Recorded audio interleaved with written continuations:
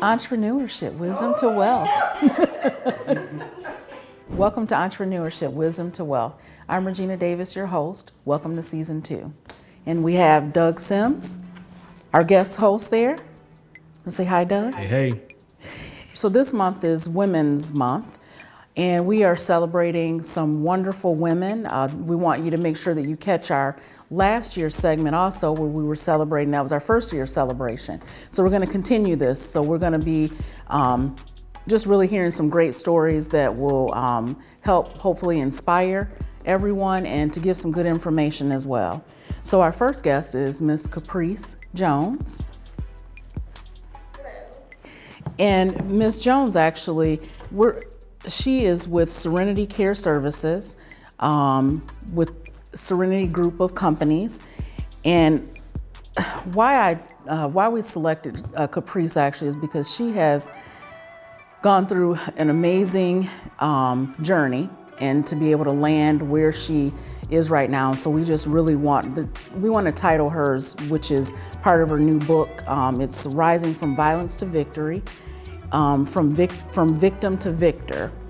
And I also wanted to show your first book that you have here. So she's actually an author. This is her first book. It's Unwanted Sex. You can tell them also how they can find this book, and then as well as your current information, where you're at with all of that. So welcome. Thank you for having me here today. Yeah, so why don't you tell us a little bit about your journey, how you got to where you are right now? Well, actually, it started when I was 13. At the age of 13, I was raped and molested by someone whom I trust, whom my family trusts, because he was adopted into our family and we were raised as a cousin. And through that journey, I dealt with a lot of issues alone because my mom was going through a divorce, and I did not want my mom to think that because she was going through a divorce and we didn't have like a babysitter at home with us other than my siblings, that it would be her fault. So I kind of dealt with it by myself. And as I aged, it was overbearing. And that's one of the reasons why I ended up in Chicago, because I didn't want to deal with the rape, abuse, molestation in front of my family, because they didn't know nothing about it. I wanted to go away and deal with it by myself. I was born in Chicago, and my mom moved us to Grand Rapids, Michigan, and I was at the age of 5 years old. And so I moved back to Chicago because all my family was here. It was easier for me to mask the condition and what I was going through at the age of 31. And it's so ironic because when I was approaching the age, September 23rd is my birthday. Well, in July, God started saying, if you don't deal with it, I will allow it to deal with you. And I knew what he was talking about, because the rape, it was like I was carrying my shoulders every day, and I was going through the motions, and I knew leading up to age 31 that I was going to have a nervous breakdown. Sure enough, the eve of my birthday, I was driving to work. I was working at St. Francis Hospital in Evanston, Illinois. I had a nervous breakdown driving at the wheel as if it was happening right then and there. And I was just screaming and screaming and screaming because, first of all, no one ever spoke about rape in Michigan, in everybody's family, there. I remember the time we never locked our doors, we never locked our car door, like family could come in and out because that's how we were just, everything was just open in the family. Everybody was trusted in our family. And so, I never knew what was going on. And I never knew until I started writing this book that it was called rape. What I did was I wrote down everything that happened to me. And then because we didn't have cell phones, I looked in the dictionary and it kept coming up, rape and molestation. And I was like, this can't be it. This can't be what happened to me. I was so naive at age 31. Can you imagine me not even knowing what rape? Because I never heard that word in my family. And I never, really heard it anywhere. And I was like, I've been raped. And then that took me over the edge, because I'm like, I've been raped. I've been violated. And I was screaming and screaming and screaming. So now I'm calling the rape hotline. It is 11 o'clock p.m. I'm calling the rape hotline, and I was like, I've been raped. I've been raped. I'm just screaming. This little Caucasian lady was like, what? Call the police. I said, I can't call the police. She said, why? I said, it happened 18 years ago. And she said, you know what? You need to get to a hospital because you're not well. And she started asking me who in my family knew about it. I said, nobody knows. I don't even know how to tell them. And she said, you need to try to find someone you trust in your family, and you need to tell them today. So I was like, oh my God, this doesn't happen in my family. Like, I can't even believe that this kind of stuff is happening. So I called my auntie Judy, and I was screaming, I've been raped. She's like, call the police. I said, I can't. It was 18 years ago. And she said, I'm about to call your mother. I said, no, don't call my mother, because again, my mother was abused when she was in her marriage. Domestic violence. I didn't even know it was called domestic violence. My mom was abused for about 5 years. And my mom, I used to see her praying and stirring beans and, working 3 jobs, and she just crying and crying, and she just calling out to Jesus. She's just calling out to Jesus. And I'm like, Lord, if I can bear this cross for my mom, please allow me to bear this cross. And I told my auntie, please do not tell my mother. And she said, okay, I'm going to keep it a secret, but what's going to happen next? I was like, I don't know. So they put me into counseling. Of course, I had a Caucasian counselor, and she was nice. I will tell you, she was nice. She knew theory, but she didn't know how to heal me. I'm sorry. She did not know how to heal me, because God has given me a roadmap how to heal. And it's not common. And, most people are not going to take that path. So one day, it was on a Monday, I remember clearly. I said, I'm going to go in here and I'm going to tell my counselor, I'm going to find him. I don't know where he at. Chicago, you have the north side. It's broken down to 4 different sides, and then 4 different sides is as big as Grand Rapids, Michigan, but I'm going to look for him. And she said, you can't do that. I said, oh yeah, I can do whatever I want to do. And so she said, how are you going to do it? You never told anybody. You never reported to the authorities. Now it's your word against his word. I said, he raped me. And she said, tell me how you're going to do it. I said, I'm going to go to church where we grew up at, First Church of Love and Faith here in Chicago, Illinois on 79th Street. I said, I'm going to find him, and in service, I'm going to tell him what he did to me. It's so funny because I had it all planned out. And then in the interim, I joined Fellowship. It's called Fellowship Chicago. Today, I joined Fellowship, and to God be the glory. Some of the choir members grew up with Sean and myself. So I'm like, I look out up at, the choir stand, and I see one of my good friends, Cookie. I said, my God, there go Cookie. Now, Cookie and Sean is like this because we all went to convention together, and the First Church of Love and Faith here in Chicago was over our church in Grand Rapids, Church of the Seven Stars. If you ever heard the Church of the Seven Stars, Pastor Curry, that was our church. And so Revolution Hall presided over Grand Rapids. So that's how we even got to even know each other. So at the end of service, I went up to her. She's like, Caprice, you live in Chicago? And I was like, yes. And she said, you want to go back to First Church of Love and Faith? They're having a musical. I said, bingo. Yep, I want to go. I sure do want to go. And she was like, okay, meet me over there at 4:00 in the parking lot, and we're gonna go. So I met her. I was on time. Lord, I probably was an hour early, and I was just praying, Lord, order my steps. Lord, order my steps. You got me this far. Lord, order my steps. We go into the church. I'm just looking around. I'm like, I see everybody except him. And I'm just looking. After church, I was like, Lord, this cannot be the end.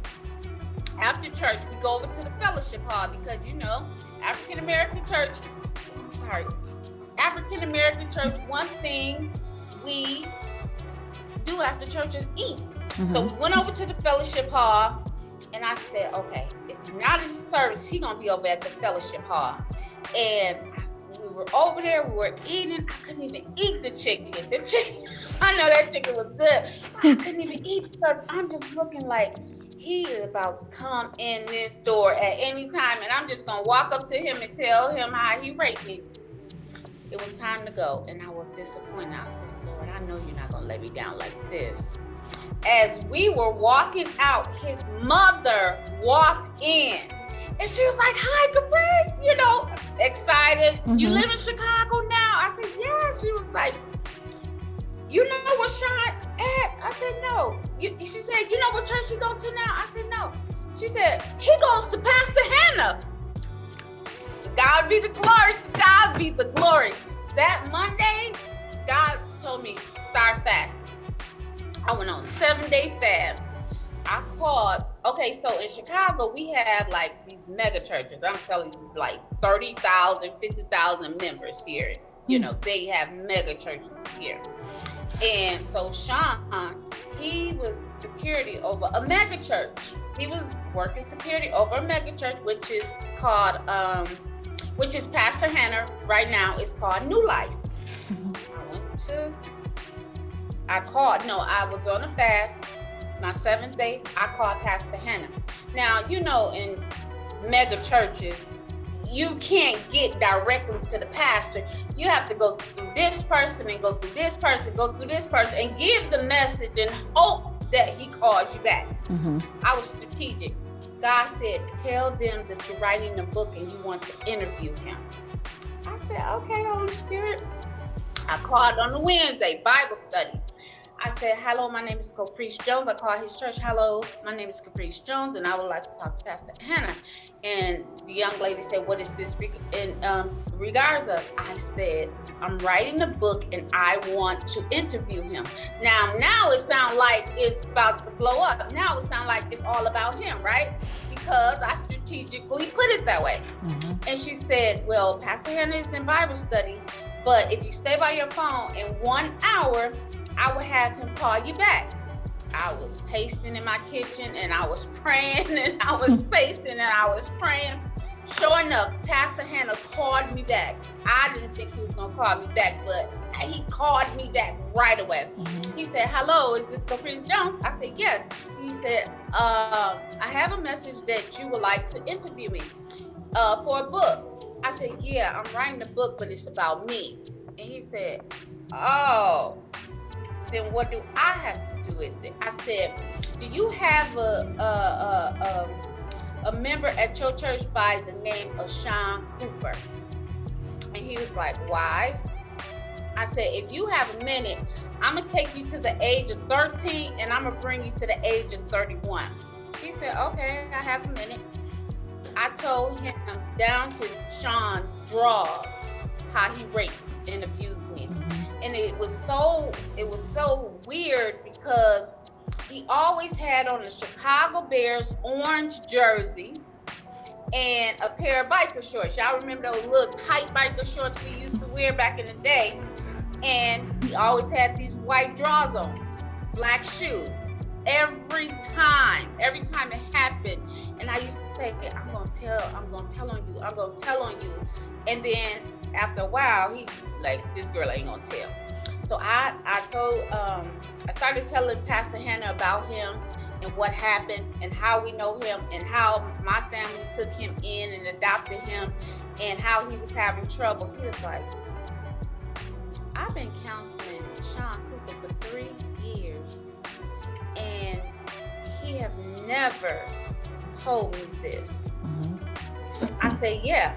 And I said, I want to meet with him because I want to get my life back. My life is tied up in him. I said, my spirit is connected. He's in me. I'm like, I'm living out his fantasies in me. I was very promiscuous. I had a baby at the age of 16. I wasn't raised like that. I didn't even know what sex was. I didn't even know until that happened. And so he said, if this means your life, I will do it. He said, but I need to go on a fast and ask God. He said, if you can give me 7 days, 7 days is number of completion. I said, I have 7 days because I'm on a fast for 7 days. He was like, okay then. The 7th day he called me. He said, first he said he needed to hear from God, and he wanted to bring Sean into his office because he said, you know, the role that he played at my church, I need to bring him in and see if he even know you. I said, that's fine. That's fine. He said, Miss Jones, he knows you. And if this means taking your life back, I'll meet with you. And Sean agreed to meet with you. Now, Sean, I already know what we mean about. Now, it ain't gonna be no surprise when we get there. I'm just gonna tell you raped me. So the day before, it was on a Friday. That Thursday, they had a health fair. Pastor Hannah had a health fair. Sean had his blood pressure taken, and his blood pressure was at a deadly rate. The ambulance took him to the hospital. You know, they kept him overnight. Pastor Hannah called me 12 noon on a Friday. He said, Miss Jones, I know you want to meet with Sean, but he's in the hospital. I said, no weapon formed against me shall prosper. God has to release him today. And I said, his blood pressure is only high because the meeting that we're going to have today. He said, if they release him from the hospital, we can still have it. But if not, we're going to have to reschedule. I said, we're not rescheduling. God is going to release him. Do you know in an hour, they released Sean from the hospital? And he called me, he said, Miss Jones, we going forward because they just released him. I knew God was going to release him from the hospital. So we met. I took my cousin with me, and she was only there because I needed her to take notes for the book. And so my cousin was there, I was there, Pastor Hannah, Sean, and Sean's mentor was there. His name is Percy Baby, was there. So we get there, and of course, you know, we open everything with prayer, respectfully, and they open the floor to me. So at this point, Pastor Hannah is explaining to Sean, Caprice is here because allegedly she's saying that you raped her. And so he gives the floor. He said, Sean, don't interrupt her while she's talking, and Mr. Jones, don't interrupt when it's his time. It's fine. I took that Negro from the age of 13 and brought him all the way to the age of 31. I spoke for about like an hour. So Pastor Hannah said, okay, enough. Sean, it's your turn. What do you remember? I don't remember none of this. I can't even believe I did this. This him speaking. I don't remember none of this. Pastor Hannah said, that's all you have to say? He's like, I don't know what to say. I don't remember none of this. But keep in mind, I wasn't going there for him to say yes or no. I didn't need a yes or no. I already know you raped me. I didn't need a yes or no. I was only going back to get my life. My life was tied up in him. I'm telling you, my life, I just went to go get my life back. That's the only thing I wanted, is the release of me getting that out and receiving my new life. So his mentor, Percy, he said, I've been mentoring Sean for a long time, And Sean, this is how he processed things. Now, y'all listen to this. You have to tell him what he has done wrong. You have to let that marinate in his brain. And then you have to come back the next day and ask him, did you do that? I said, you got to be kidding me. I said, you got to be kidding me. Not because I wanted a yes or no, but the human mind don't process things like that. You know, you did it, you did it. If you didn't, you didn't. So I allowed him to say that, but I did say, you got to be kidding me, because that's not how we process things. Mm-hmm. So Pastor Hannah separated us. He took me into his office and they stayed there. And Pastor Hannah said, because I'm his shepherd and I've been, over him, I'm going to remain neutral. But one thing I know is I believe you.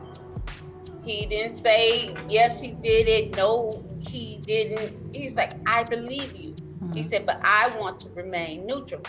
That's fine. That's fine. And I told him, I only came back to get my new life. Your church is called New Life. I just wanted a new life. That's it. Mm-hmm. I'm telling you. So when you walk up into their office place, you have to go up these stairs at New Life. So it was over, and he said, I'm going to follow up with you. And I was like, okay, that's fine. I got to them stairs. I couldn't even feel my feet touch the ground. I told my cousin, I was like, hold on to me, because I think I'm about to fall.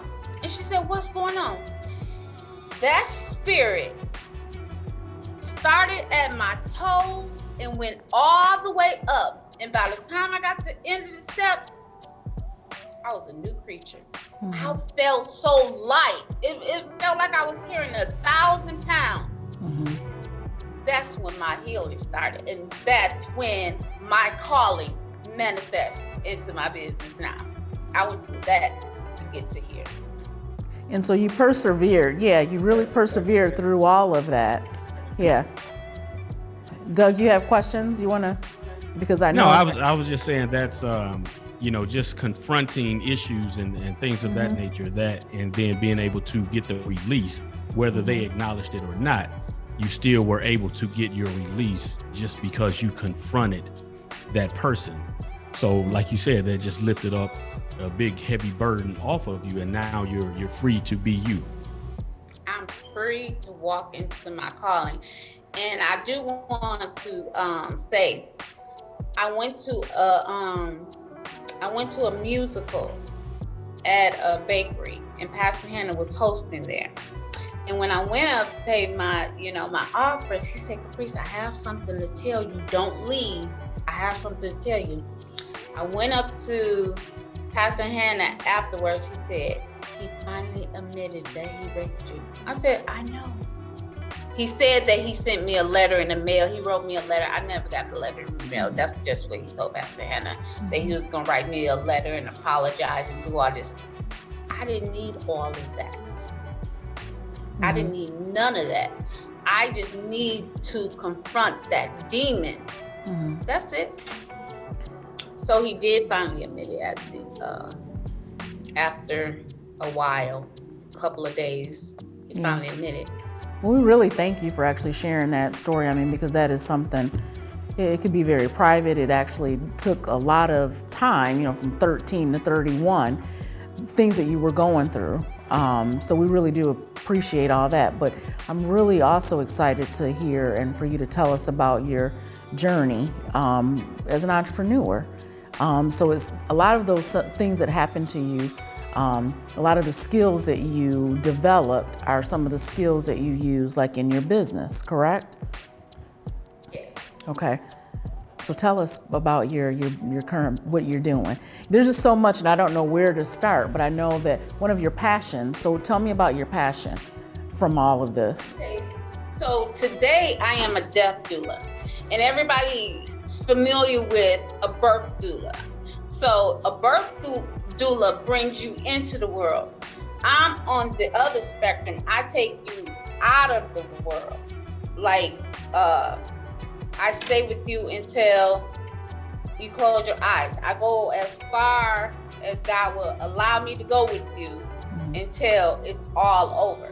So it's so ironic because you hear about people who, they killing and they go on to, molest other people, and they go on to do all these, demonic things. I had none of that desire. I had none of that desire. My desire was to pour everything in me and give it to someone else. So I started, my mom, I was working in Chicago. My mom, she was like, you need to get some type of nursing under your belt if you're going to go to Chicago, because you'll always have a job. So I did that, and my father, unfortunately, ended up being my first hospice client, and he was 50 years old. So that thing took a toll on me.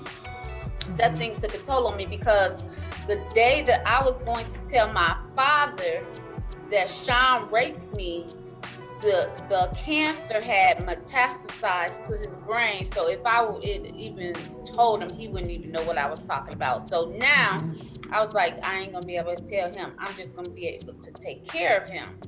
So I found my passion in hospice. Ironically, I found my passion in hospice, and I'm glad I did, because it helped me to where I am now. I was working at Rainbow Hospice about 15 years. I quit, I go back, I quit, I go back. But anyway, altogether 15 years. And I started working at the Rainbow Hospice ARC. Rainbow Hospice ARC is like a hospice emergency room. You only go there for like symptom management, respite, and to die. And so I started working there, and it was just something. It was just natural. It came to me natural. The medicine came to me natural. Everything, the techniques came to me natural. So I started training the other patient care technicians there. One day, a supervisor, her name is Mary Jo Hart. I owe everything to God and Mary Jo Hart. She was working with us for about 6 months. And the mayor of Chicago wife took sick, and for the worst. They were looking for the best patient care technician who understood the medicine, who understood the techniques of how to care for someone, and you didn't need nobody supervising you, because you in hospice, you give some like powerful medicine. One little hiccup, and you can take somebody out before it's their time. So you have to know what you're doing for sure. Yeah. No, you just have to know what you're doing for sure. You got to know what you're doing for sure, because first of all, this family is looking over your shoulder, making sure when you drop those syringes, you know what you're doing. And let me put a disclaimer. The family has to approve you before somebody come for me. The family has to approve that you would give the medication. That's how that works. And that morphed into your own business. So you actually, Serenity Healthcare, you've done that for like over 8 years, right? It's your own business, and you actually have your own CNAs that are doing some of the same things that you were doing, right? They do the same thing I do, but I step in at the point of death. Like, we kind of don't play God, but you kind of know when someone is about to transition, and so the body will tell you how many days that you got a client have left, and so now you need to report that accurately to the family. So I may say, they probably say, what's going on right now? And I probably say, I think you need to call the family in, and whoever wants to say goodbye, because I think he only got 72 hours. I think he only got to have 8 hours. Whatever, I see at that particular time. So you have to know your stuff. So they were looking for the mayor of Chicago. They were looking for the best, and so my name popped up. And then you became the ambassador, correct? You were the ambassador, weren't you the ambassador? Of Alzheimer's? For Alzheimer's, yes. Yes. Yes. And so my name popped up. It was 3 people that they were going to interview. And so I went out and I bought the best resume paper. It was lined in gold. It was so expensive, Lord have mercy. I put on my best Sunday best. I was going to their house and, going to their house, you look all the Secret Service, you can't tell nobody what you're doing, you can't tell nobody where you're going. When you get downstairs, tell them it was just a lot.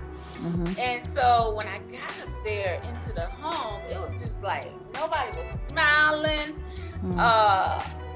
They said, take off your shoes at the door. Okay, take off my shoes at the door. And I was going to hand his daughter my resume, my bio, and everything. She said, you can put that stuff away.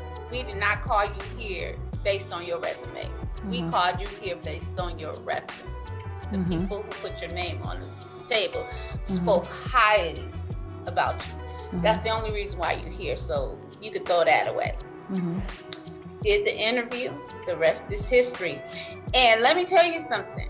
In most business, you have to crawl to the top, and you have to do this to get to the top, and you have to, get a lot of skin in the game. And no doubt I had a lot of skin in the game, but where God started me in the business, my business never started at the bottom. My business always started at the top, because remember, Maggie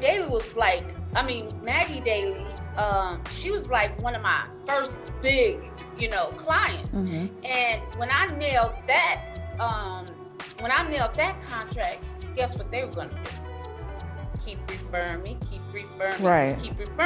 And then in that circle, it's like celebrities, who's who, and so I actually never was started at the bottom with that. But if you trace my journey, you'll see what I had to sacrifice. So never say you want what someone had because you don't know what they had to sacrifice to get to where I am today.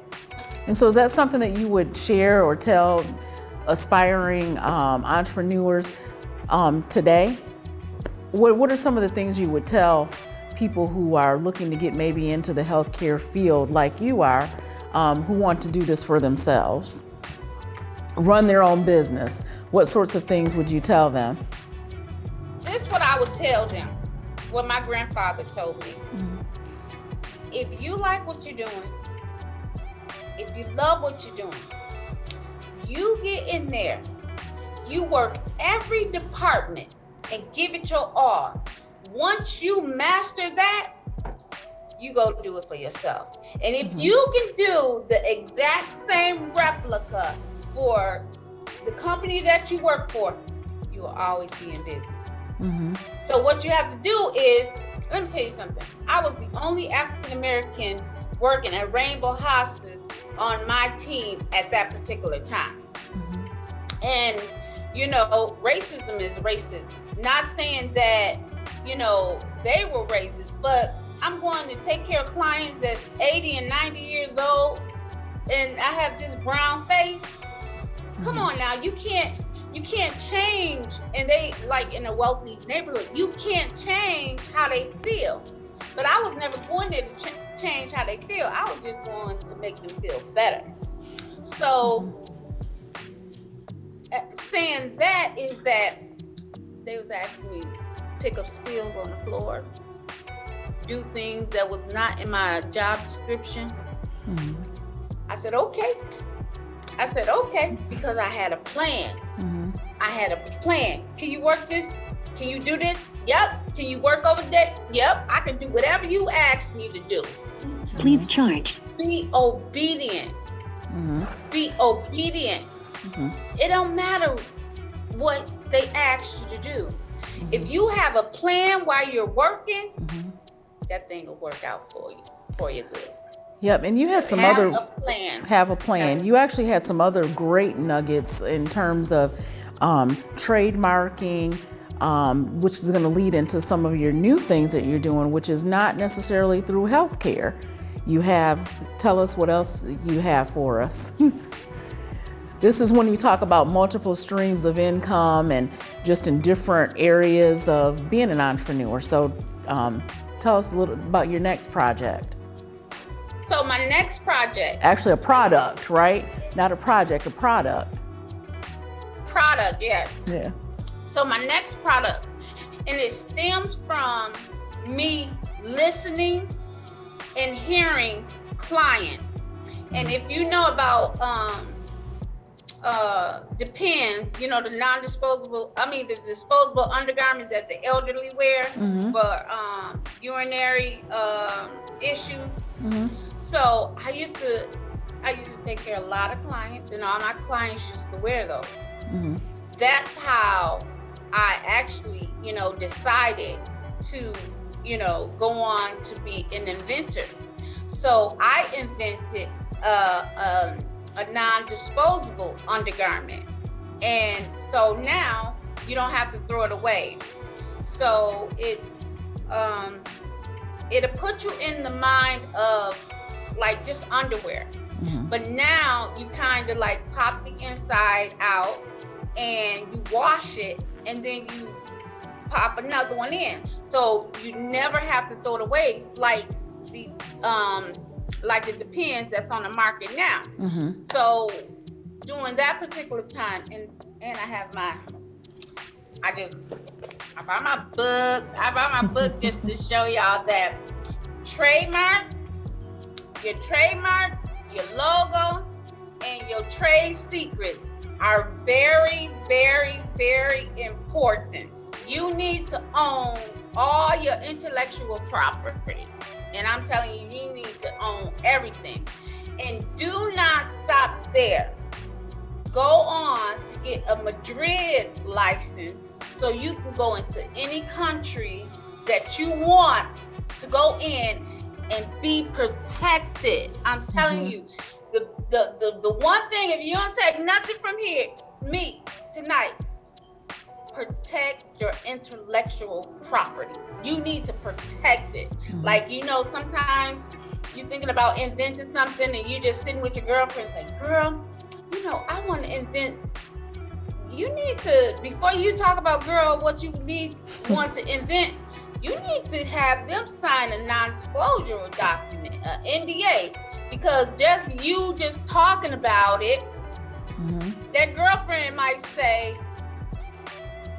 I was thinking the same thing. When they start thinking, hey girl, I was thinking the same thing. I'm like, but guess what? It's not protected. So you can't do nothing about girlfriend taking your idea. And you hear that all the time. Oh, she took my idea. Oh, she took my idea. Yeah, but you didn't have no paperwork. You can go online and just get a general non-disclosure document before you start talking to people, even your family member. I don't talk to my family member about nothing until my stuff was protected. They didn't even know what I was doing before my stuff was protected. And the best thing you can do, don't get no fly-by-night. You know how we like to do. My cousin said her cousin is an attorney. If that attorney don't specialize in patents, trademarks, anything in that industry, no. A divorce attorney cannot help you. I'm telling you, a divorce attorney cannot help you unless they specialize in that as well. Because what you need them to do is, I have my attorney on retainer because we filed license in so many countries that, the country is like sending things back. Our trademark, our logo, they study, sending paperwork. I don't understand what that paperwork is saying. I need somebody who can comprehend everything and go after whatever they're talking about. So right now, I'm licensed in China until 2031. So that's why we went to mass production over in China. And make sure if you go to mass production, you have to hire an agent. I know y'all be like, oh, that costs so much money. Who gonna fly to China every other day to make sure China is not knocking them off, or make sure China is not, having somebody in the sweat room, Right. your garments on the floor? You have to hire an agent. Mm-hmm. You have to hire an agent, and So- you have to keep your books. I brought my books. You have to keep your books, because if you want to sell that company and you don't have your paperwork together, honey, you just have a dream. Like Martin Luther King, you just have a dream, honey, because it's not sellable. You can't share shares. How can you sell somebody a share if you don't have your paperwork together? Right. So what kind of advice can you give to other entrepreneurs about time management? Because it looks, you have a lot of ventures going on, serial entrepreneur is what I'm going to call you. So how do you, what would you tell someone that's trying to do multiple businesses to how to manage their time? Because, in life, you have your business, you have your family, you have other things going on. And especially if you're trying to do 2 and 3 different businesses, what would you suggest about time management? Well, time management, when you put that baby to sleep, you go back to work. I don't care if you go back to work. And I'm not saying working for someone else. I'm saying go back to wherever you call your office, go to your computer, and you have to work. I missed a lot of sleep. I'm telling you, I missed a lot of sleep. But this is your baby. And if you're gonna bring that baby all the way to 9 months or wherever months it's gonna take you and go to full term, you are going to have to sacrifice. You're going to have. Don't go out with your girlfriends drinking on Saturday. Mm-hmm. You don't have to go stay at church all day on Sunday. You can just go to first service, cut out some time for your business, because this is your baby. This is yours. I mean, when you present it to someone people know if you just threw something together, or if you sat down and thought things through. Completely. You have to sacrifice some stuff. My girlfriends, they were so nice.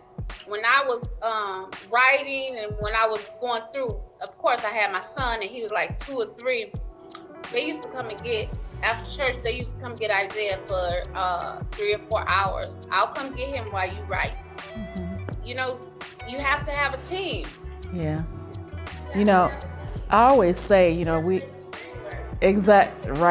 I'm going to get you for that one. But, we always say things like you got to work smarter and not harder. But I think that as I've, been into this entrepreneurship, there's no getting around working. You have to work hard at some point. So you do have to work hard. You do make sacrifices, and you have to do that. You have to surround yourself with people who know more than you. Absolutely. You have to surround yourself. Like, if you're the smartest person in the room, you in trouble.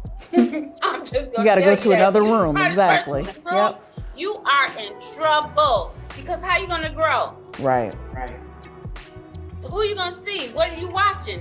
Mm-hmm. Who you gonna give advice to? Before, even my attorney, before I sign papers with my attorney, if we're gonna do a deal, I call my friend Mike. He's a multi-billionaire. Read this contract for me. Make sure we going on the right direction. Mm-hmm. And it's my attorney, and I know my attorney is looking out for me. Read this. Make sure my attorney is, telling me the right thing. Mm-hmm. You can double check your attorney. Who said you couldn't? But I know my attorney has a 98% track record. But that 2%, and he always say, I have a 98% track record, but that 2% can be tricky. So you have to have someone looking over your documents, looking over your paperwork, because one word can change a deal. Mm-hmm. Right. One word can change the trajectory of a deal. I'm sorry. Yeah. Right. So where can people find your book, and can you give me one good insight inside your book? One big head, something that'll catch me. Healing. One word. Your healing is waiting for you. That's all. Okay. Your healing is waiting for you. The book is pulled from Amazon right now, but you can email me at scs1cj@gmail.com, or you can follow me on Facebook at Serenity Care on Demand, or you can just type in my name, but you need to go to my business page, and then you follow my author page on Instagram, because if you follow the author page on Instagram, you'll be okay. We're up to like 21,000 followers. I have like 21,000 followers there. So find me on Instagram at Caprice Jones Author, and let's connect. Thank you so very much. Thank you for having me.